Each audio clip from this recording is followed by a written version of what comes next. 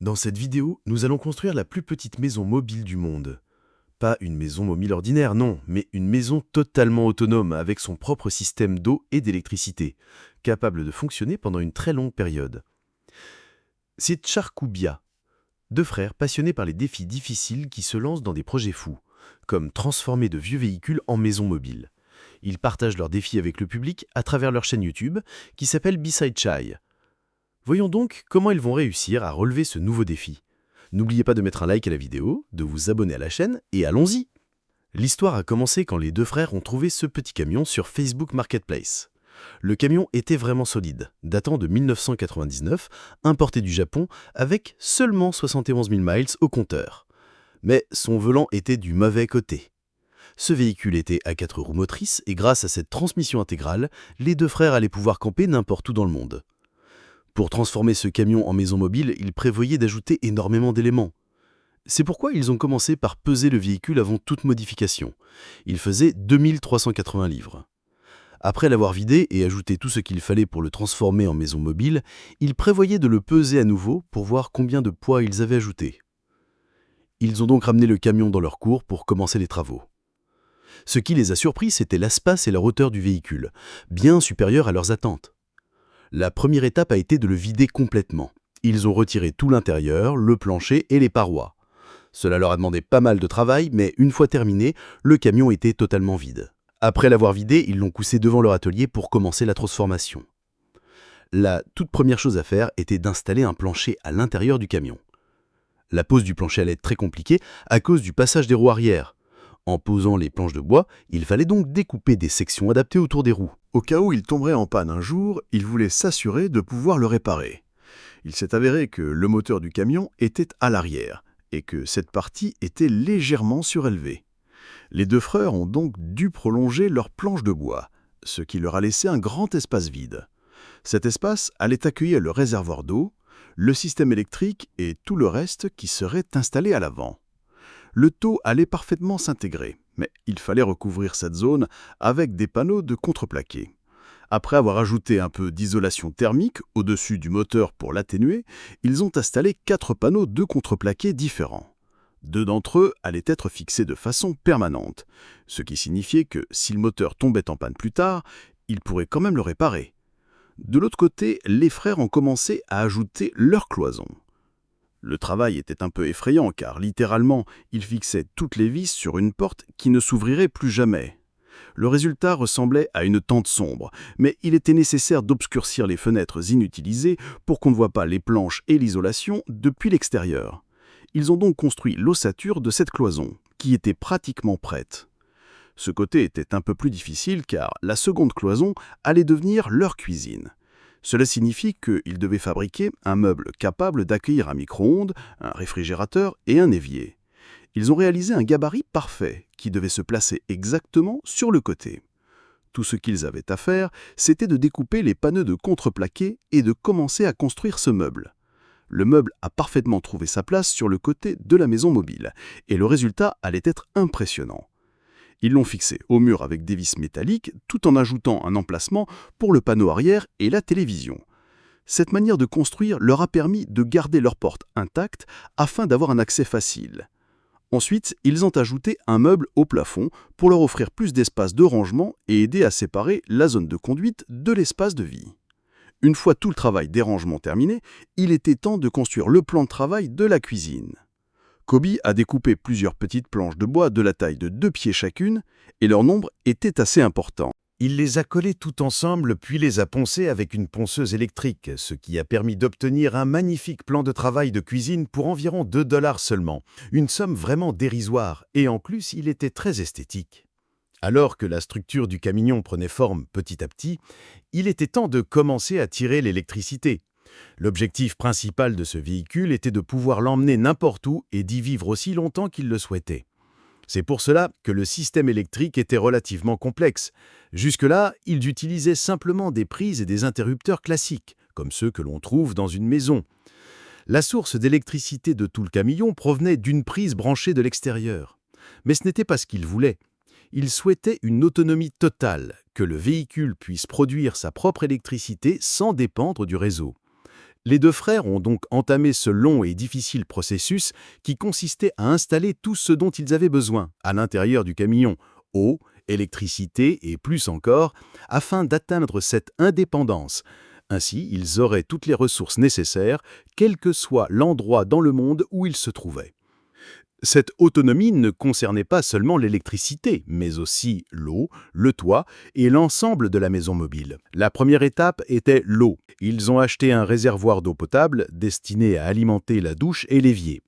Comme prévu, disposer d'eau en voyage était absolument essentiel. Dans ce camion, ils ont pu installer un réservoir de 21 gallons, suffisant pour prendre une douche chaque jour pendant une semaine entière. La deuxième étape pour atteindre cette autonomie était l'électricité. Tout commençait sous ce siège. La batterie d'origine du camion fonctionnait bien, mais elle était beaucoup trop petite. Ils l'ont remplacée par ces deux grandes batteries qu'ils ont installées à leur emplacement prévu avant de les brancher en parallèle. Ainsi, ils ont obtenu une capacité totale de 220 ampères, ce qui équivaut pratiquement à pouvoir garder un iPhone en marche pendant une année entière. Ils sont ensuite revenus au réservoir qu'il fallait remplir d'une certaine manière. Ils ont donc ajouté une ouverture sur le dessus afin de pouvoir y brancher un tuyau d'arrosage. Une fois installé, le résultat était parfait. Mais pour faire sortir l'eau du réservoir, il leur fallait une pompe. L'avantage de ce système de pompe, c'est que lorsqu'ils ouvrent par exemple le robinet de l'évier, la pompe se met automatiquement en marche. Revenons aux batteries. Disposer d'une grande réserve d'énergie, c'était bien, mais cela ne servait à rien sans un convertisseur. Cette boîte servait justement à transformer l'énergie stockée dans les batteries en courant alternatif, comme celui que nous utilisons à la maison. Ils l'ont testé, ils ont actionné l'interrupteur et le convertisseur a parfaitement fonctionné. Bien sûr, ces batteries pouvaient à tout moment se décharger complètement et il aurait été très difficile de les recharger. Ils y ont réfléchi longuement et ont finalement trouvé une solution. Installer un système d'énergie solaire qui leur fournirait en permanence un appoint en électricité. Les panneaux solaires pouvaient générer environ 200 watts, ce qui, dans des conditions idéales, permettait de recharger complètement les batteries en environ 12 heures, même si elles étaient totalement vides. C'était bien, en théorie, mais pas suffisant. C'est pourquoi ils ont aussi relié les batteries à l'alternateur du véhicule, de sorte que lorsque le moteur tournait et que le camion roulait, les batteries se rechargeaient automatiquement. Après 48 heures de travail acharné, le camion était devenu totalement autonome, capable de produire toute son électricité par lui-même. Vint ensuite l'un des aspects les plus agréables de cette maison mobile, la douche. Dès le début de la construction, les deux frères avaient installé un petit chauffe-eau sous l'évier, uniquement pour leur permettre de prendre une douche chaude n'importe où et à tout moment. Un luxe peut-être un peu superflu, mais ô combien pratique. Puis ils sont revenus au travail. Une fois le réservoir peint, il était temps de finir l'autre côté du camion, en installant une fine et élégante plaque de contreplaqué. Ils ont testé la pièce, l'ont mise en place, et elle s'est parfaitement ajustée. Et le résultat était vraiment très beau. Au départ, il n'était pas très enthousiaste à propos du contreplaqué, car il préférait le plâtre. Mais au final, l'aspect était vraiment réussi. Vint alors le moment d'installer le toit. Il fallait d'abord bien comprendre sa structure, car elle était un peu compliquée. Le problème était qu'il n'avait aucun support solide où fixer les vis métalliques. Les panneaux recouvraient directement la toiture, et c'était la seule couche présente. S'ils avaient vissé directement dedans, l'eau se serait infiltrée à la moindre pluie. Leur solution fut d'utiliser de la mousse expansive, qui servait à la fois d'isolant et d'adhésif. Une fois sèche, cette mousse devient presque impossible à enlever. Ils ont donc maintenu le toit avec de petites baguettes jusqu'à ce que tout soit sec. Le rendu final était excellent. À la fin de cette vidéo, ils décidèrent d'emmener leur maison mobile camper, mais pas dans un endroit ordinaire. Ce serait en pleine forêt. Pour cette raison, il fallait absolument ajouter un élément de sécurité, des projecteurs autour du véhicule afin de voir tout ce qui se passait la nuit. Ils ont installé ces lumières, et une fois posées, elles avaient fière allure et allaient s'avérer très utiles. Ils sont ensuite revenus à la zone de la douche, qu'ils voulaient rendre aussi proche que possible d'une vraie salle de bain domestique. Ils ont donc posé du carrelage jusqu'en hauteur, et le résultat, une fois terminé, était magnifique. Dans la cuisine, ils avaient aussi un petit espace prévu pour le dosseret. Ils l'ont recouvert des mêmes carreaux afin de donner une continuité visuelle avec la douche. Pour éviter toute fissure, ils ont comblé les joints du carrelage avec du silicone noir. Ainsi, l'intérieur du camion avait désormais un aspect spectaculaire. Cependant, l'intérieur des placards n'était pas encore parfait. Kobe s'en chargea pour les ajuster et leur donner un rendu impeccable. Pendant ce temps, Chai s'occupait de l'installation du ventilateur d'aération.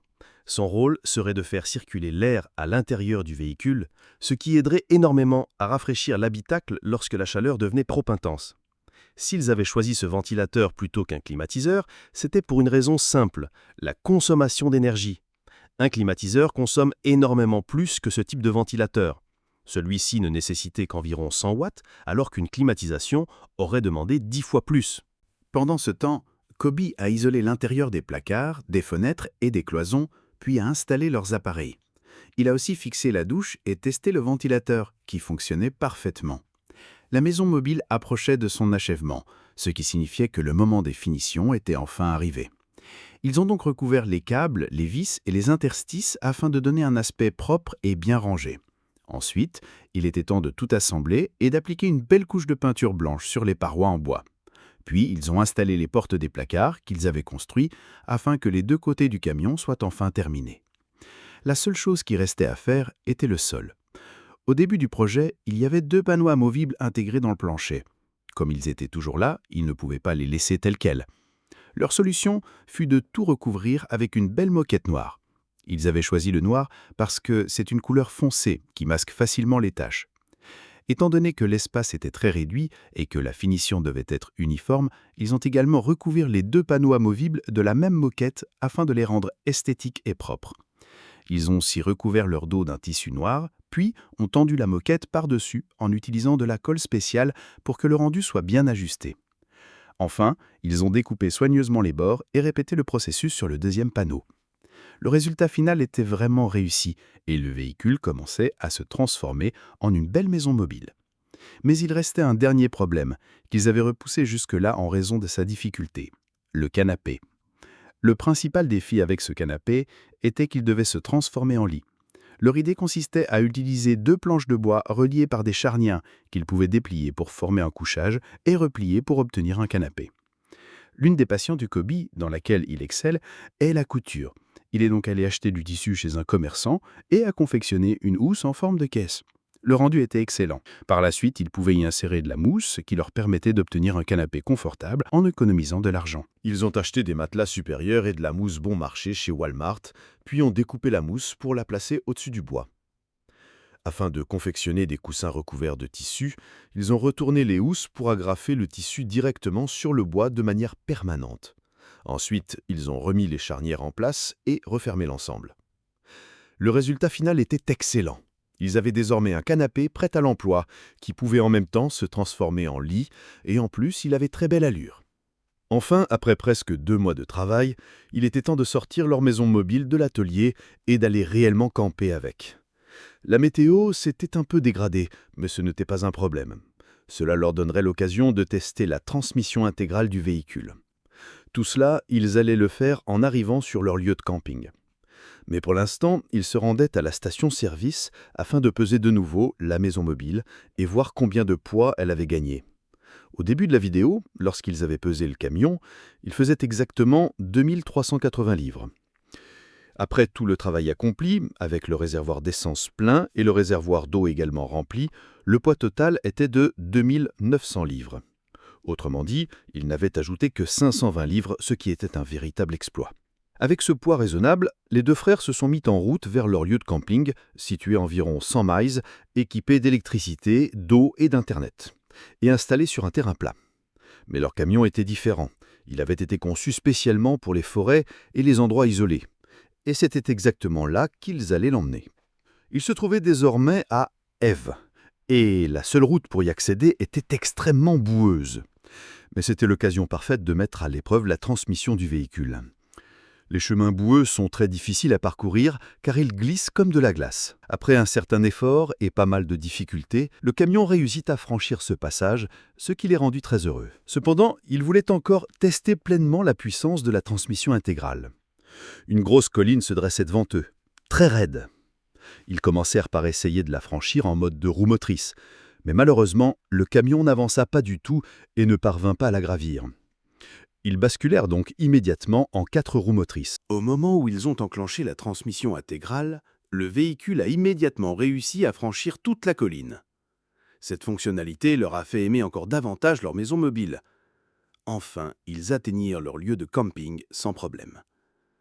Après toutes les difficultés qu'ils avaient traversées, ils y étaient enfin parvenus. C'était réellement la plus petite maison mobile du monde. La porte d'entrée fonctionnait parfaitement et s'ouvrait sans souci. Bien entendu, la porte arrière aussi pouvait s'ouvrir, mais la porte latérale avait été complètement condamnée et ne s'ouvrirait plus jamais. Cette ouverture-ci était celle du réservoir d'eau, qui permettait de remplir toute la cuve. L'orifice situé juste au-dessus servait à raccorder le camion à n'importe quelle autre source d'eau sans dépendre uniquement du réservoir. Ici se trouvait la prise destinée à recharger directement les batteries. Ainsi, lorsqu'une source d'électricité extérieure était disponible, tout le système pouvait fonctionner grâce à elle sans solliciter les batteries. Mais bien sûr, en pleine forêt, comme à ce moment-là, tout reposait uniquement sur les batteries et les réservoirs d'eau. Et voilà l'un des plus beaux équipements de ce camion, la douche intégrée. Elle avait vraiment fière allure, tout en étant reliée à une réserve de 21 gallons d'eau utilisable à tout le moment. Le pommeau pouvait être dirigé dans n'importe quelle direction. Ils ont même chronométré combien de temps l'eau chaude restait disponible. Exactement 1 minute. C'était peu, certes, mais déjà excellent pour une maison mobile, surtout d'une taille aussi réduite. Malgré ses dimensions très modestes, le camion s'était réellement transformé. Les deux frères venaient d'achever la construction de la plus petite maison mobile au monde. Équipée d'une douche avec eau chaude, d'une cuisine complète, d'un canapé convertible en lit, d'un réservoir d'eau et d'une installation électrique entièrement alimentée par batterie et panneaux solaires. Ils avaient pu tester leur maison mobile en plein cœur de la forêt, totalement indépendant de toute autre ressource. J'espère que la vidéo vous a plu, et bien sûr, n'oubliez pas de vous abonner à la chaîne.